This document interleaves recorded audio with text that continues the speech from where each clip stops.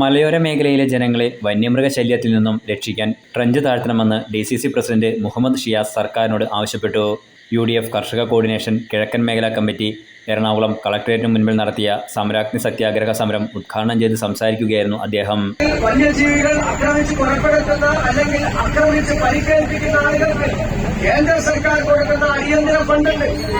ആ പണം സർക്കാരിന്റെയും തത്തുല്യമായിട്ട് സർക്കാർ കൊടുക്കണ്ടേ? അതിന് സർക്കാർ തയ്യാറല്ല. വലിയ വായിൽ വന്ന് സംസാരിക്കുന്ന മുഖ്യമന്ത്രിയും മന്ത്രിമാരും വെറുതെ വാചകം വഴിയല്ലാതെ മറ്റൊരു തരത്തിലും ആളുകളെ സഹായിക്കാനുള്ള ഒരു നടപടിയും സ്വീകരിക്കുന്നില്ല എന്നുള്ളതാണ് യാഥാർത്ഥ്യം. കർഷക കോർഡിനേഷൻ കമ്മിറ്റി ചെയർമാനും UDF ജില്ലാ കൺവീനറുമായ ഷിബു തെക്കുംപുറം അധ്യക്ഷത വഹിച്ചു.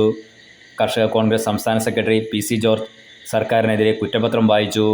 ഉമാ തോമസ് MLA, UDF ജില്ലാ ചെയർമാൻ ഡൊമിനിക് പ്രസന്റേഷൻ, കർഷക കോൺഗ്രസ് ജില്ലാ പ്രസിഡന്റ് KJ ജോസഫ്, സ്വതന്ത്ര കർഷക യൂണിയൻ ജില്ലാ പ്രസിഡന്റ് MM അബ്ദുൾ റഹ്മാൻ, കേരള കോൺഗ്രസ് ഉന്നതാധികാര സമിതി അംഗം MP ജോസഫ് തുടങ്ങിയവർ സംസാരിച്ചു.